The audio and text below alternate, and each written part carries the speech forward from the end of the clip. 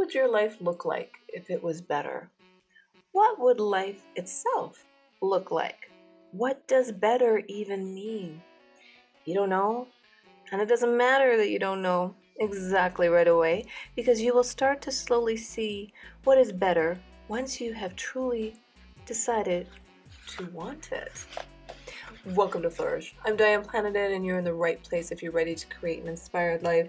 And we do so by working on our own personal development, so we can be strong role models for those we love and mentor. Today is rule number 4 out of Jordan Peterson's best-selling book, 12 Rules for Life, An Antidote to Chaos. And I really, this might be my favorite rule. I don't know. It keeps me going, let me tell you. Compare yourself to who you were yesterday, not to who someone else is today. I think he could have just written that and given me a couple hours to think about it. It's really meaningful to compare yourself to who you were yesterday. Not so much on somebody else, what they have, what they're doing. Don't compare yourself to who someone else is today. And a big note about that is, and this takes a long time to learn, it took me a long time to learn this lesson. We don't know what's going on in other people's lives. We don't know if their shiny objects are for real. We don't know if their happy demure is for real. We don't know what's going on behind the scenes, behind the curtain, because the star of the show only knows. You know yourself. You know what's going on. You do. So, comparisonitis, well, that is not exactly pursuing the highest good, is it? When you have a fear of missing out, when you want to, I don't know, keep listening to your little voice inside and it's not giving you what you want to hear. This is a funny one. Peterson says, if the internal voice makes you doubt the value of your endeavors or your life or life itself, perhaps you should stop listening to it. Yeah.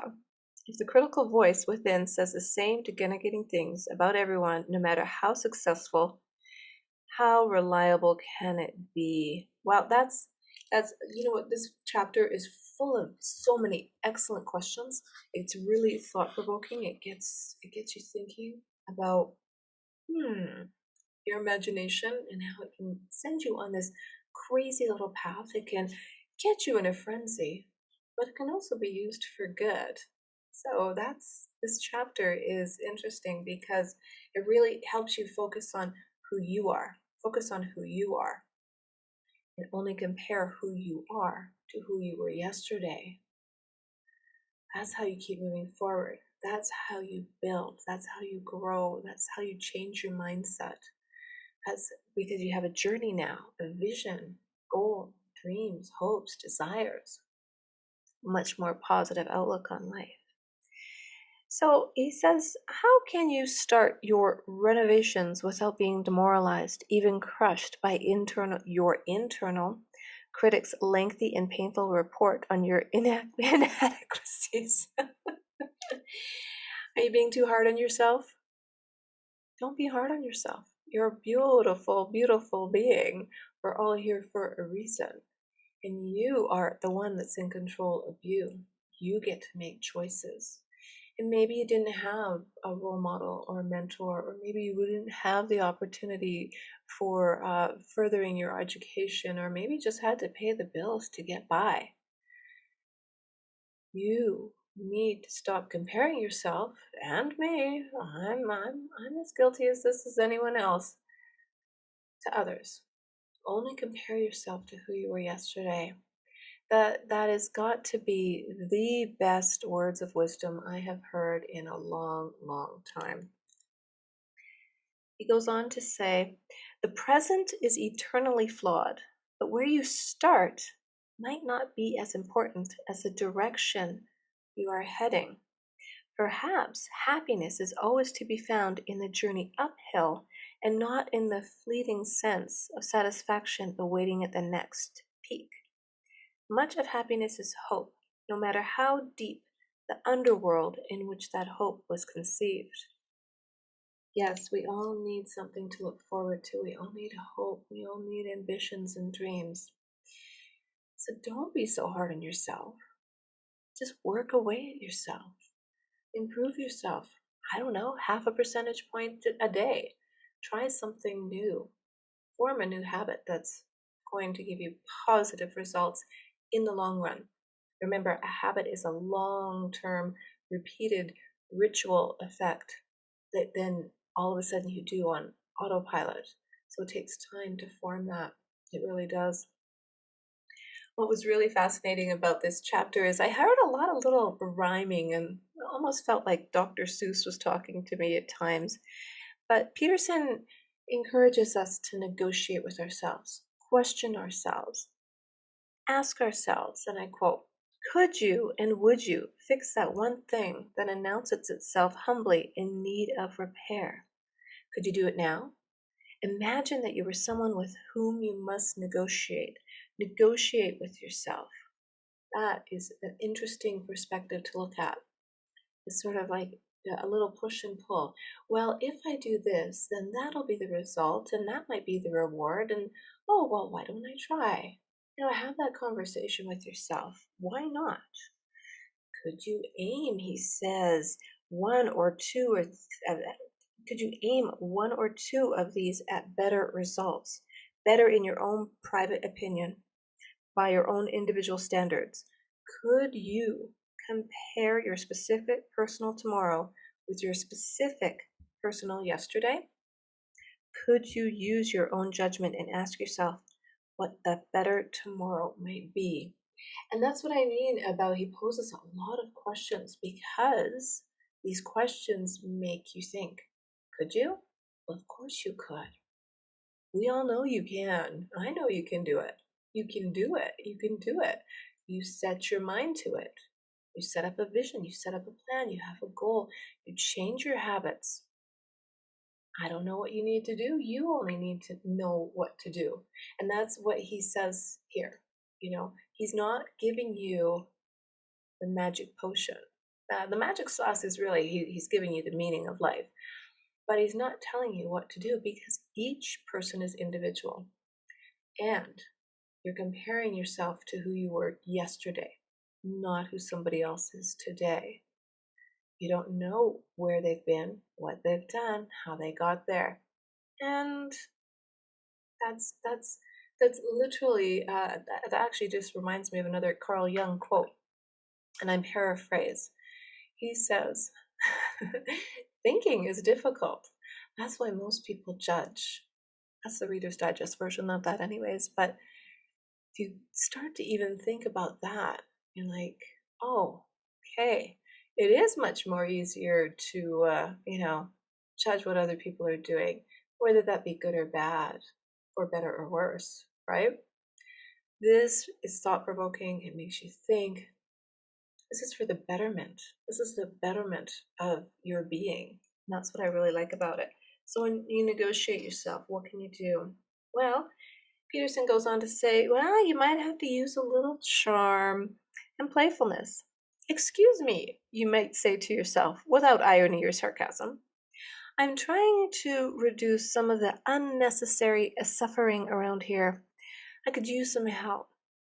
Keep the diversion at bay. I'm wondering if there's anything that you'd be willing to do. I'd be very grateful for your service. Ask honestly and with humility. That's no simple matter. And when you ask yourselves questions, the neuroscience tells us that your brain does actually have to answer eventually. The answers will come to you. Maybe it's buried in your subconscious and it'll come to life. And I'm not talking about, surrounding yourself with magical beads or anything like that. I'm saying actually talk to yourself. Pose those questions to yourself. Write them down. Write down those questions. Maybe read them to yourself every morning before you get out of bed or before you go to sleep. Sometimes answers come to me while I'm sleeping and I'll be like, what? Wake up, write this down. And then sometimes I'll just have horrific dreams and I'm like, oh no, change the channel, please, you know? That's all about the imagination. It's all about imagination. Peterson goes on to say, people can learn even if they're very unskilled at the beginning. Ask yourself, what would you require to be motivated to undertake the job? Honestly, listen to the answer.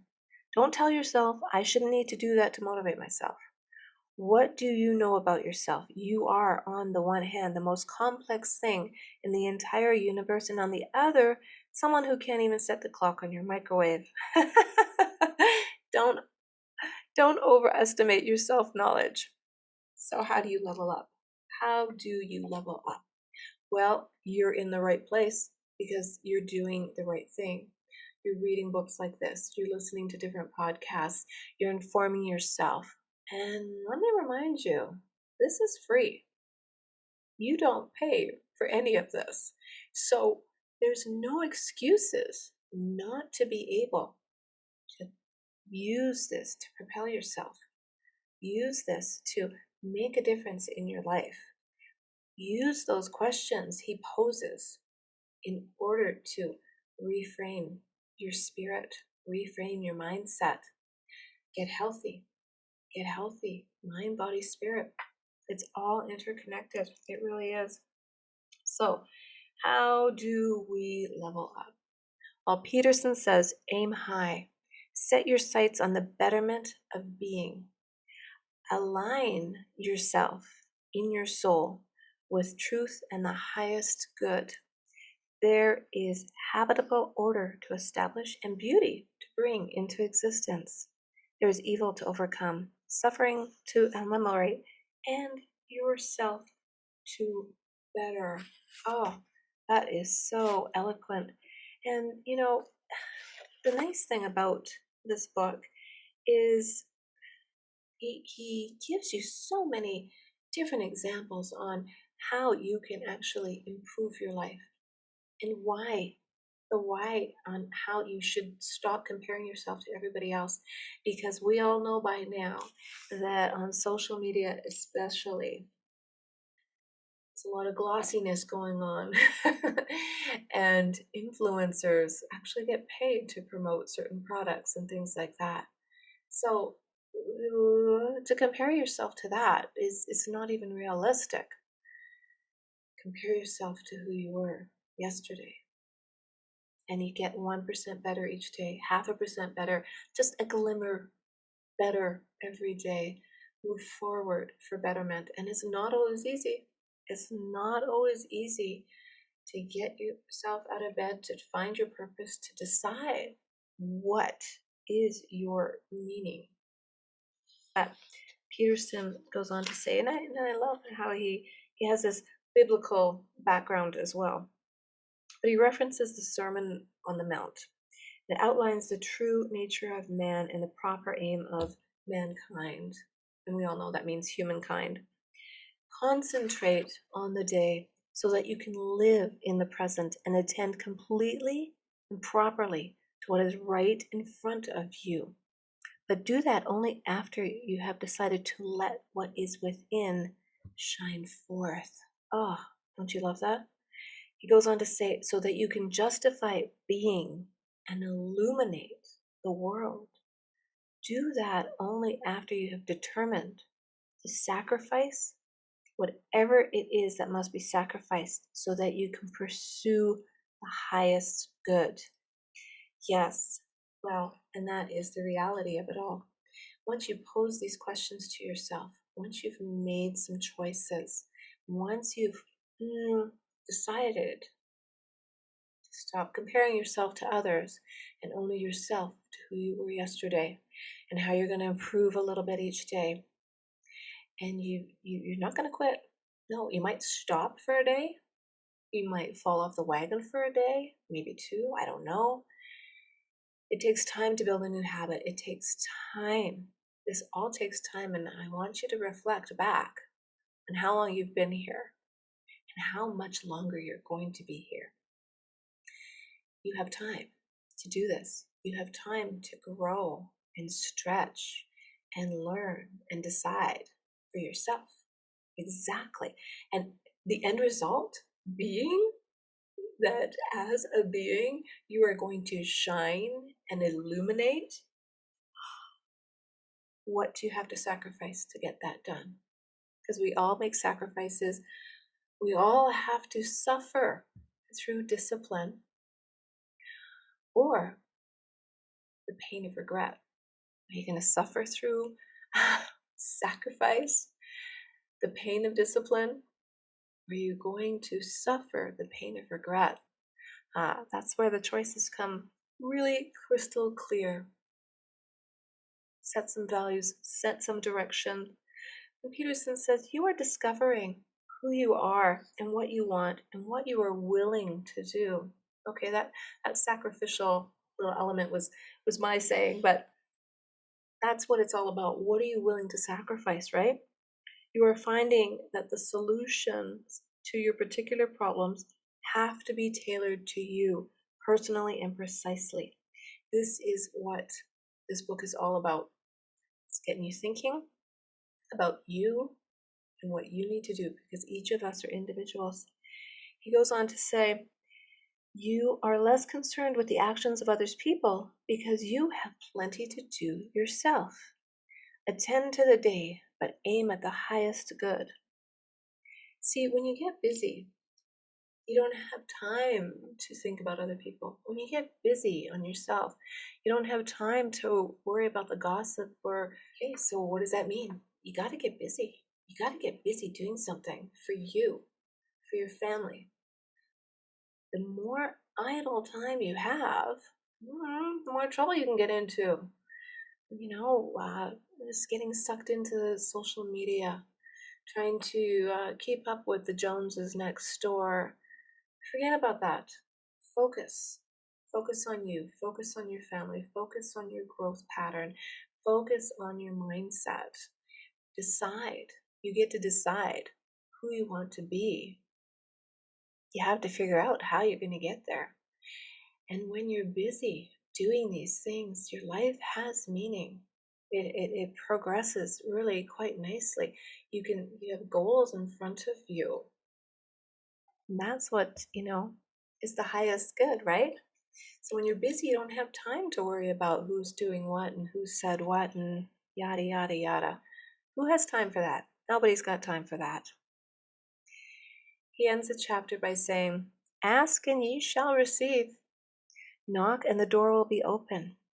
If you ask as if you want and knock as if you want to enter, you may be offered the chance to improve your life a lot, completely. And with that improvement, some progress will be made in being itself. And I just want to reiterate that, of course, he is quoting scripture. Think about how long ago this was written and how we're finally becoming to understand with a depth and sincerity those messages and how strong they really are. And you know what? You probably say those things without even realizing where they originated from. But that is why they're so important. And it's a nice, friendly reminder, and you do not have to be a Christian to understand this. This flows through a lot of different religions. So I just wanted to, give that little unwanted advice there at the end about that. The Peterson's rule is rule number 4. Compare yourself to who you were yesterday and not who somebody else is today will lead you to live a more inspired life.